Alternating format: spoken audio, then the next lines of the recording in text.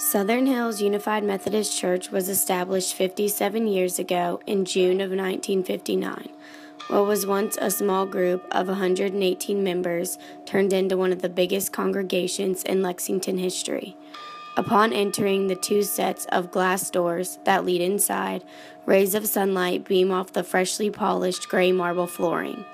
Welcoming smiles and soft whispers flutter your ears and fill your eyes as you walk past the rooms filled with people.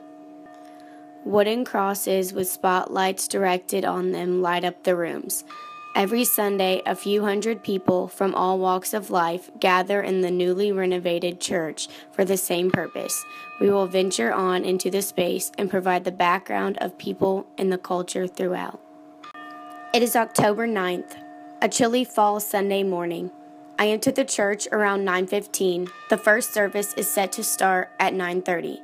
Families with younger children and older adults fill the pews. As I sit in the early morning service, I observe every little detail and note it. After the service, I ask two people if I can interview them for one of my college classes. These two people seemed very different from one another. My first interview is with a middle-aged woman named Stephanie Young. She is wearing a black skirt with a white button-down blouse and black high heels. How long have you been attending church here? On and off for about a year or so. Would you say that over time church norms have changed and that dressing casual for church is a more socially acceptable thing to do? I assume you wanted to interview me because I'm not dressed up. Well, being from the younger generation, I feel like we've established that it's not important what you wear here, it's just important to be here. As you can hear in her voice, Olivia is unsure how to answer my questions and searches for the most educated way she can think of to fill the space between us. But her answers make sense to me. I've grown up in a generation where people really don't give a shit what other people do. My second interview was with a younger woman, probably in her early 20s, named Olivia Guerrero.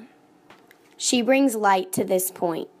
She is dressed in holey jeans, a University of Kentucky basketball t-shirt, and tennis shoes, as you can picture, completely different from the previous woman. How long have you been attending church here? For about 10 years, ever since we moved here to Lexington. So you're pretty familiar with the church culture here. You're dressed up quite nice this morning. Would you say that this is always the case for you? Thank you. I always dress up. I was raised around church my whole life, and it's always been assumed to dress up for it. The way Stephanie explains that dressing up for church was such a normal thing reminds me of how my parents described their experiences growing up. It used to be get dressed in your Sunday best, but times are changing.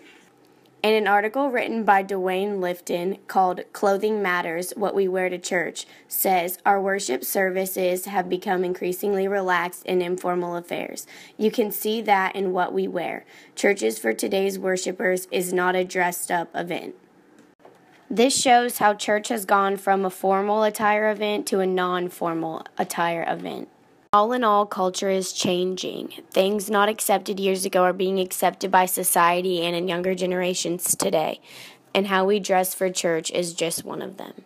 Throughout this, I have learned not only that getting interviews from people within a church is very difficult, but I also see that in today's society, culture will always be changing and people must accept this factor.